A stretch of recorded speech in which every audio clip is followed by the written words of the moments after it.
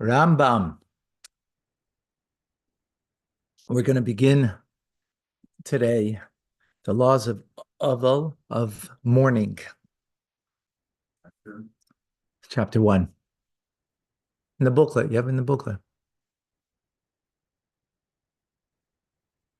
They include 4 mitzvahs, 1 positive commandment, and 3 negative commandments. They are to mourn for one's close relatives. Even a kohen, priest, must become impure to mourn for his close relatives. Right? Generally, a kohen is not allowed to impurify himself because he's got to be always ready for duty. But in the case of close relative, he can. A person should not mourn for individual executed by the court. For this reason, I've included these laws in this book, for they relate to the mitzvah of burying the dead on the day of their passing, which is a positive commandment, right? So why this over here? Because we just finished about laws of people who, that you don't mourn for. Okay, number 2, the high priest, the Kohen Gadol, not to become impure because of his close relatives. So the high priest is a different, level. He's not allowed to. For the high number 3 rather, for him not to enter under the same shelter as a corpse. For an ordinary kohen priest not to become impure because of a corpse, except for that of his close relatives. These mitzvahs are explained in the following chapters. Okay. 1, it is a positive commandment to mourn for one's close relatives, as implied by the verse. Actually, it's in next week's Torah portion. Interesting to note. 1 second.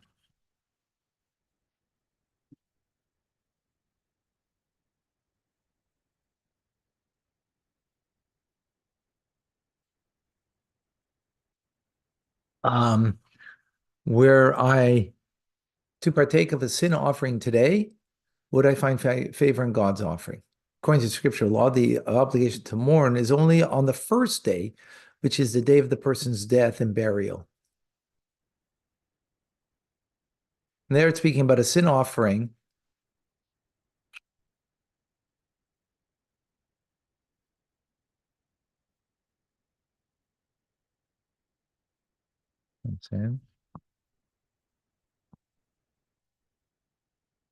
Actually, it's in 2 weeks, Parsha Shmini. Aaron posed this question to Moshe after Moshe asked him why he did not partake of the offering, despite the fact that Aaron's sons had died that day. So it's in 2 weeks Torah portion.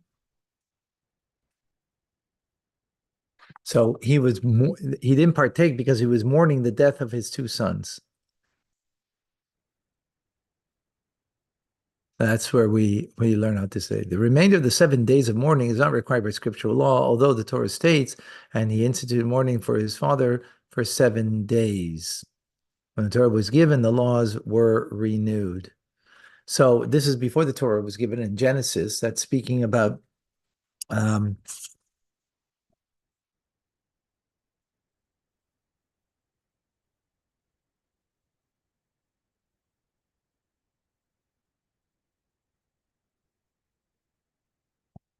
that was when Yaakov passed away, and Yosef, his son, so made 7 days of mourning, right? But that's before the Torah was given, so it's not a biblical law.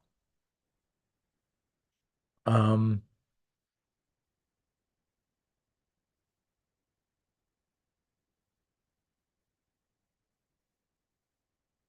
so the laws were renewed, meaning we don't base it on that, right? We base it on what the Torah once the Torah was given at Sinai. Moses, our teacher, ordained the Jewish people 7 days of mourning and the 7 days of wedding celebration. So it's interesting that this is a rabbinic law, but it's Moses, right? You think Moses, so it means it's from God, right? No, it's him. He ordained it. So it's rabbinic.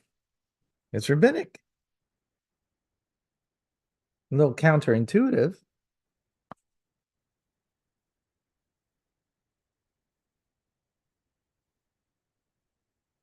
Right.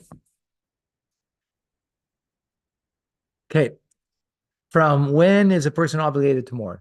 When the grave is covered. But until the corpse has been buried, a mourner is not bound by any of the prohibitions incumbent on a mourner. For this reason, King David washed and anointed himself when his son died before he was buried. Okay? So it's only once the grave is covered, then you are a mourner. Well, we're going to go through more of this. When does the obligation to mourn count the 7 days and the 30 days of mourning for people executed by non-Jewish, by Gentile authorities who they do not allow to be buried?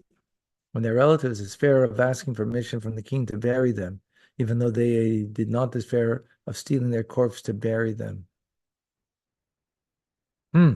Interesting. There's actually something that's applicable now that what's going on in Gaza. Yesterday was Corporal, what was his name? Oh, what was the name of the corporal he was killed October 7th, and the rabbis just declared his death, even though they don't have his body.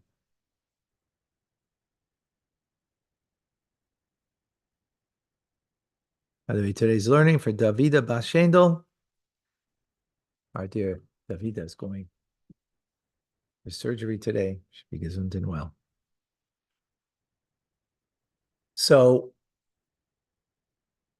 when non-Jewish authorities, right, they executed Jews and didn't allow them to be buried. So when do you start mourning? So when the relatives despair of asking permission from the king, right? So now with the hostages, right? Families, there's despair. You're not going to get the hostages back so simply, right? But even though you don't despair, you despair from getting it from them, from Hamas, right?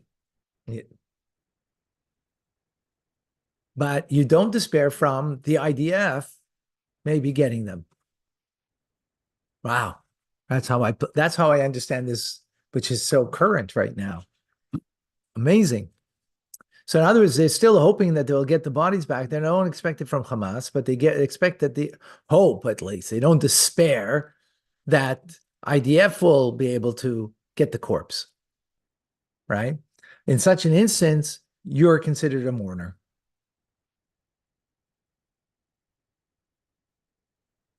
Of course, knowing that there was actual death. Halacha number 4. When a person drowned in a river or was consumed by a wild beast, we begin mourning for him when we despair of finding his corpse. If his corpse was found limb by limb, we do not begin counting the days of mourning until his head or the majority of his body is found, or the despair of finding the remainder of the corpse. So just because you found a limb, that doesn't mean that the person died, right? You found the part of an arm, doesn't mean he's dead. But you found a head and you found, or a majority of the body, then yes. Or that you despair, right? Now you're despairing because you know that there was a wild beast, or he was, that there was a drowning, or, but you don't know what happened exactly. When is it customary for people to send a corpse to another city to be buried, and they do not know when the burial takes place? From the time that they turn their back from accompanying the corpse, they are obligated to count the 7 and 30 days of mourning and begin mourning rites. Right. So it's interesting. I was at a shiva, like, I don't know, a year and a half or 2 years ago, where this was, corpse was taken to Israel, and it was like different times that the children were doing the mitzvah. Someone went the corpse to Israel, so they would only once its burial. The ones that were here, once they turned their back, meaning they turned and went away from it, that's when they started their mourning period. And very interesting. And those who were not able to make it, it was a different time as a result. We do not mourn for stillborn infants Whenever a human offspring does not live for 30 days, he is considered as a stillborn. Even if he died on the 30th day, we do not mourn for him.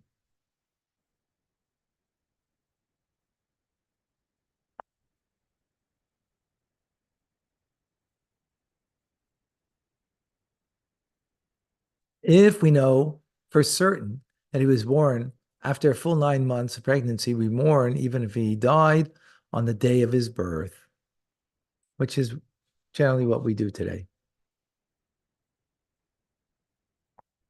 A fetus from a full-term pregnancy that was stillborn, a child born on the in the 8th month of pregnancy who died even after living 30 days, or a fetus that emerged cut or crushed, even though it endured a full-term pregnancy, is considered stillborn. We do not observe mourning rites for them, and we do not engage in activity, on their behalf, meaning of mourning. I don't know what that means. Hmm? You mourn or you, I think I understand. You mourn or you don't mourn? No. Okay. We observe mourning rites for all those executed by the government, even non-Jewish government, even when they were executed by the government's laws, and the Torah granted a license to execute them. It's a non-Jewish law that's doing this, right? Even though the Torah would also grant it, but it wasn't done through the Jewish courts. We do not withhold anything from them. Their estate is given to the government, but they are buried in their ancestral plots. We do not, by contrast, observe mourning rites for those executed by the court. Right, here's the government, not the court.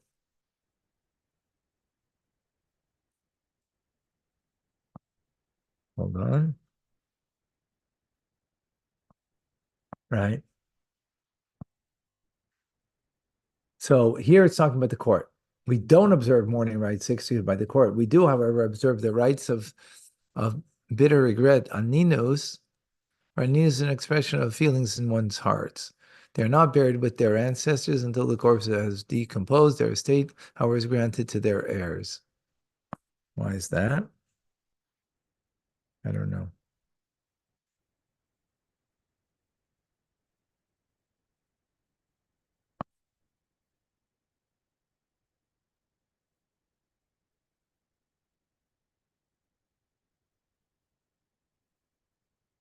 We do not conduct mourning rites for all those who deviate from the path of the community, people who throw off the yoke of mitzvahs from their necks and do not join together with Jewish people in the observance of mitzvahs, the honoring of festivals, or attendance in synagogues, the house of study, said they were like free and independent people, like the other nations. Similarly, we do not mourn for heretics, apostates, and people who informed on Jews to non-Jews, to Gentiles, or informants. Instead, their brothers and their other relatives wear white clothes, robe themselves in white, eat, drink, and celebrate, for the enemies of the Holy Mobesimi have perished. Concerning them, those who hate you, O God, I will hate. Psh. Right? Huh?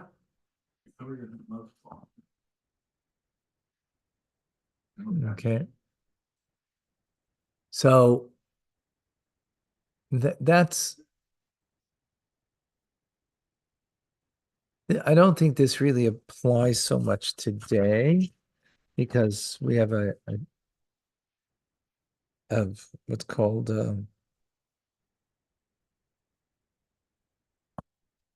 people are teenage nishba, they are unaware.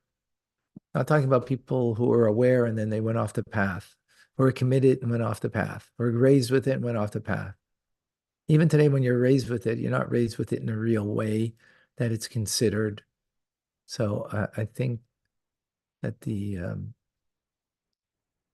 way it's described over here is not what we do today. That's for sure. No such thing as an apostate and a heretic today, because everybody is ignorant. So that's for the most part, at least. When a person commits suicide, we do not engage in activity on their behalf at all. We do not mourn for him or eulogize him. We do, however, stand in line to comfort the relatives, recite the blessing for the mourners, and perform any act that shows respect for the living. What is meant a person who commits suicide? Not necessarily one who climbs up a roof falls and dies, but rather one who says, I'm going to up to the top of the roof. If we see him climb up immediately in anger, or know that he is distressed and see him fall and die, presume that such a person is one who committed suicide. If, however, we see him strangled and hanging from a tree or slain and lying on the back of a sword, we presume he's like all other corpse. We engage in activity on his behalf. We do not withhold anything from him.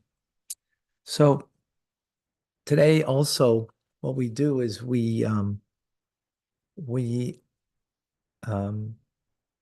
if a person the way we deal with today is in suicide is that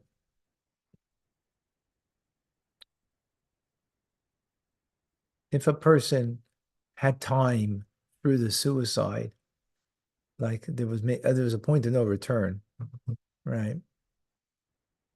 Like that, but they've actually have found that those people who do survive, like the jump, once they make the jump, I don't know if it's all, I don't know what the percentage is, but there's many of them that regret it at that moment because they kind of come to terms and they've done tshuva. But the person who didn't regret it, so someone, for example, pulled the trigger and it's you lose your consciousness immediately. No time for regret. But if there's time for regret, we assume that the person did tshuva, and therefore they would be buried, right? They would be buried, and you would mourn for them, and you would mourn for them. Someone who there wasn't a chance for that, it's a little more tricky. It's a little more tricky. Anyways, gonna stop over here. We will continue. Thank you for joining. Amazing.